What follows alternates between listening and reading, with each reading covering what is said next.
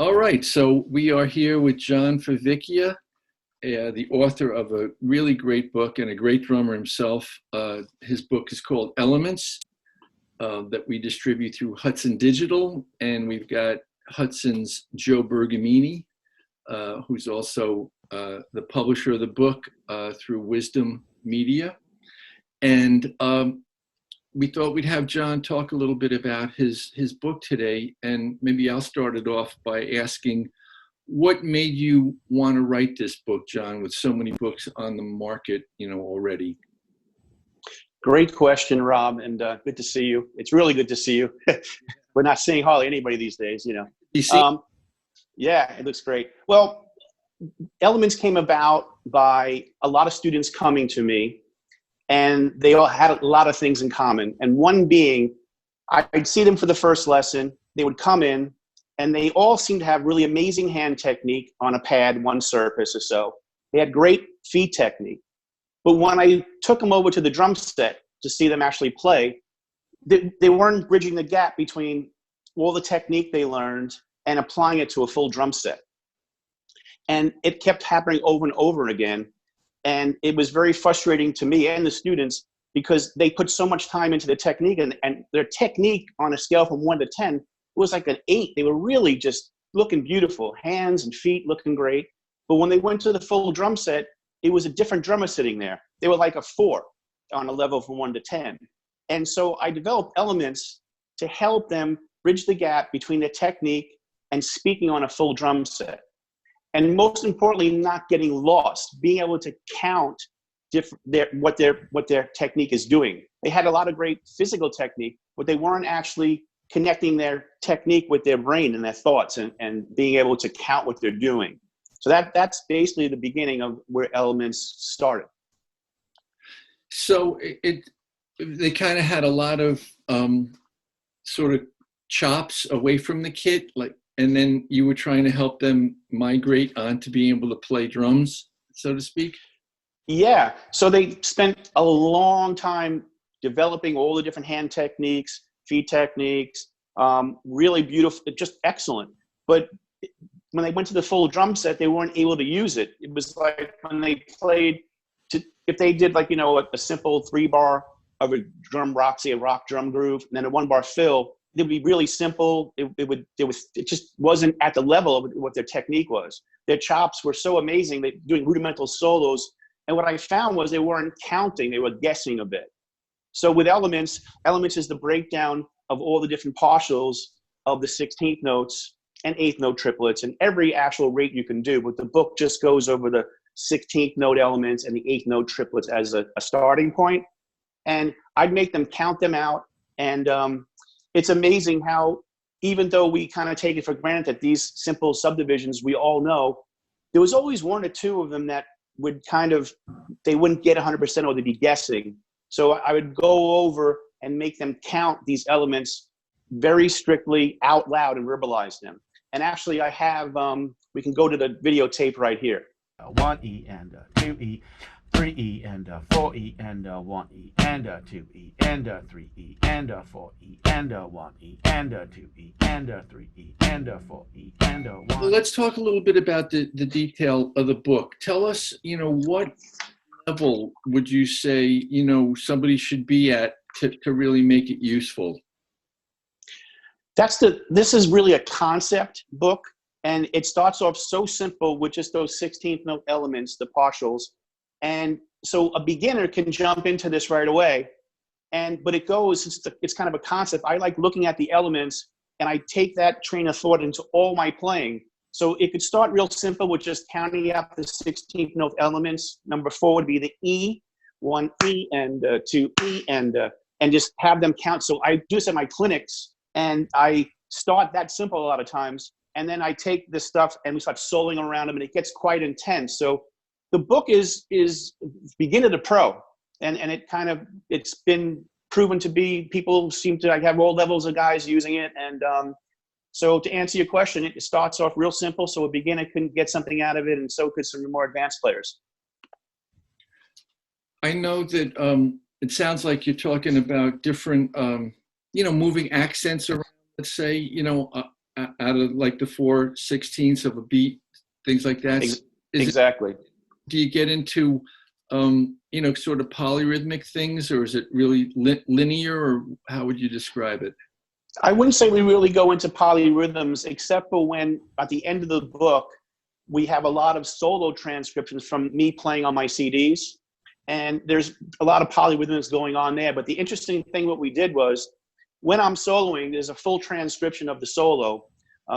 And what we did, we came to a really interesting thing is, when I'm soloing, playing linear patterns, playing some polyrhythms, playing musical, when I start to think in this elements concept, we would highlight that part of the solo when I remembered that I was thinking elements. And I'd focus on really narrow pieces of the 16th notes, and I would use them all over the drum set to improvise.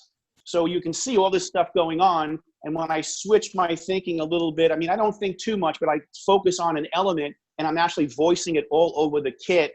Say like number 11, which is 1 E and a, 2 E and a, 3 E and a, 4 E and a.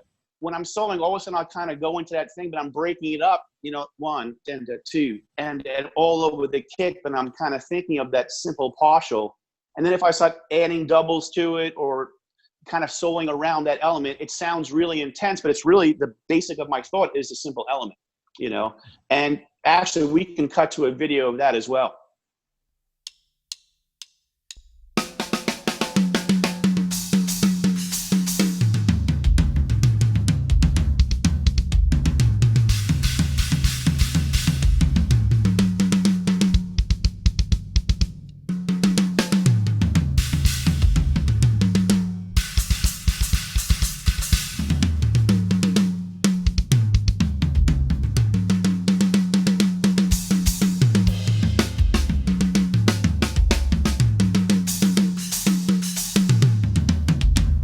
Great. So really what you're talking about and showing is a lot about orchestrating around the kit.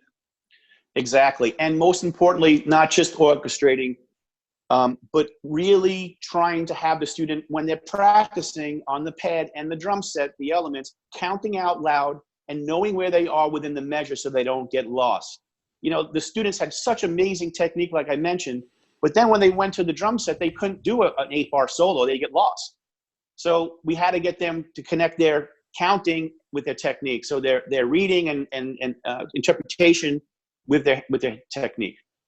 Cool. Joe? Yeah, when we would look for any book to publish, it's part of my job as an editor and someone who's seen a lot of books is to try to figure out what's the thesis of every book. And I think what John's book does in a really interesting way, and just for me to boil it down and the way I understand it, and maybe John, this is different from how you envision it, but the book takes elements is like John's conceptual expansion of a very simple concept, and the concept is all the possible permutations of one beat of 16th notes and all the possible permutations of one beat of triplets. And when you put those together in different orders, you create 99% of the rhythms that we play in real music. So what John's done is, and I would go with you one further, John, your students have good technique, and sometimes they can read the elements, all these different permutations of 16ths or triplets, on a pad, but then when it comes to they're playing a chart and there's ensemble figures in the chart, yes, they can't execute the figures because they're playing all four limbs, and then they have to contemplate these other rhythms. So what John does is he presents these one beat rhythms, and then he presents different ways to execute the elements in different musical settings. The first being playing them in a flow with your hands, maybe with doubles between them. And then he puts them on the drum set and executes them where a different limb is performing them in the context of a groove. I'll use New Breed style, although that's just one part of elements. Yes, it is. Correct. And then the probably the most the pro part of the book to me is you are presented with pieces of music and ensemble figures that have the elements contained with them, where you need to hit these elements and then fill between them.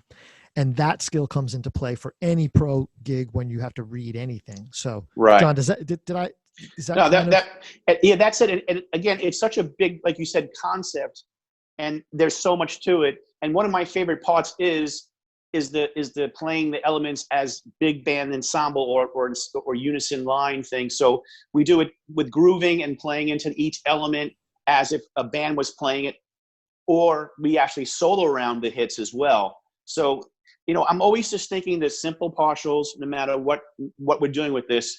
And even when we're soloing around the hits and ensemble part, that's something that not a lot of books kind of go over. So that kind of came into my teaching and because again, the student would have, even when we started going into elements and it was going well for them, the next hurdle was, well, I know that I'm feeling for a measure and I got to land on the of one, but that's hard.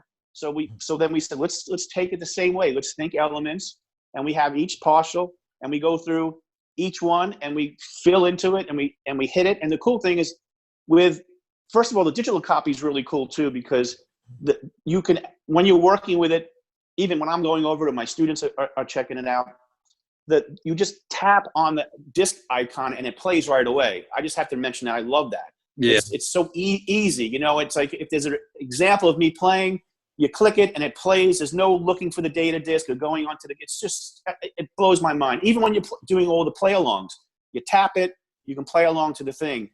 But to go back to what Joe was saying with the ensemble figures, you click on the example. We have a keyboard player playing the hits. So if you don't have a reference and the student was soloing, say playing a 1-bar fill into the of one of the next measure as an ensemble hit, and he kind of just did it, and we didn't have a reference.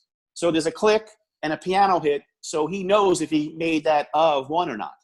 I found in teaching guys that sometimes you have a student or a drummer who reads the 16th note patterns or the triplets, the elements, well on one surface, but when they get onto the full drum set, there's a little bit of a disconnect. We think of our favorite drummers like Jeff Porcaro and Steve Gadd, and we listen to how creative they are, and they're executing these different rhythms that are presented in elements.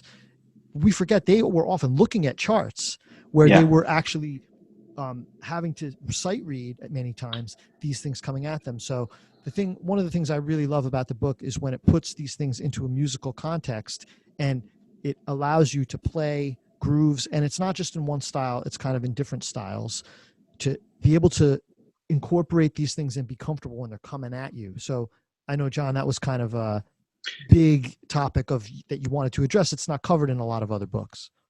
Yeah, exactly. And that's also where once we kind of dive into this and the students feeling really comfortable with the elements themselves and they're starting to be able to speak on the drum set with them. I even work on improvising with them, which is part of the book where I call it the Gadd technique, where they play low stroke 16th notes as like kind of a grid, and then they randomly choose elements to accent. So it's like Gadd would play those low, and then bang, hit those big accents in there. And they would just use the grid, and the grid would just be 1 E into 2 E into lightly, and then ba, all the different, and just let it flow and improvise. So they're actually creating and keep a flow going, and that helps them to solo, but also they're counting so they don't get lost. And they're actually, there's a video on this as well we could cut to.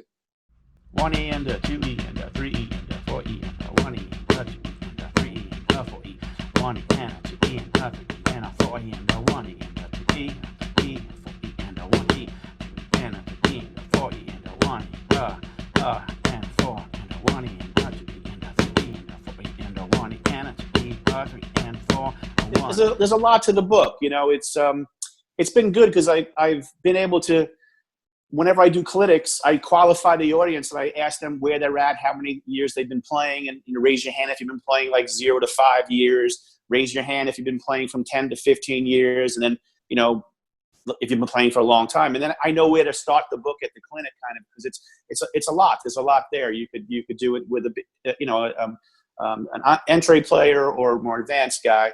And something I want to also mention too is the fun part that Joe was just mentioning, on how the elements, all these guys that were reading and would read and have these elements at their fingertips, so to speak.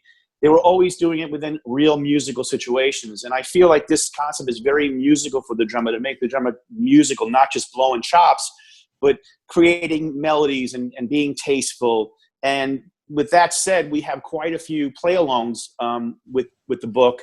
And I actually have a video with that as well. Go to the videotape.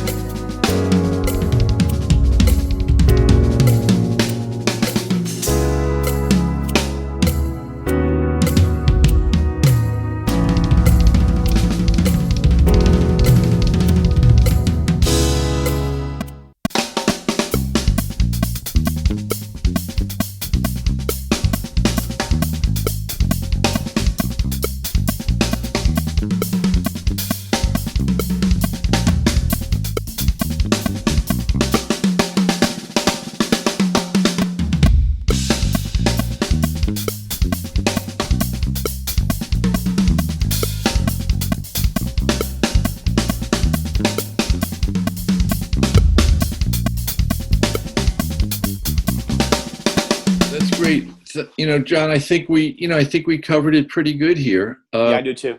Unfortunately, we had a couple of little glitches, but everyone will work their way through them. And I think we really, it's a wonderful book that you put together, really well thought out. And it's so rich in media, like you were saying earlier, when you just tap the screen, it opens up the video box, or it opens up the audio player, and you have your play along track. I know you also have a bunch of bass grooves that are there for drummers to play along with. So there's a lot here. Yeah. You did a great job on this book, and I hope people, really respect it and get to take advantage of it. So on that note, I thought I would say thank you to both of you fine gentlemen. Be safe, be strong, and we'll get through this thing. Hey, thanks, guys. I really appreciate it, and it's really great to see you, and look forward to seeing you in real time, in face-to-face sometime soon. Yeah, and don't worry, I'll let you buy me a nice dinner next time we see you. No problem. I'll buy you the dinner, but I still have to get some of your homemade vino. The vino. That hasn't happened yet, so that's in the back of my mind. So keep it there. Don't let me forget. And you know what? It's clock. All right, guys. Take care. All right, I'll see you. All right, great to see you. Thanks, guys. Cheers. Bye-bye. Bye-bye.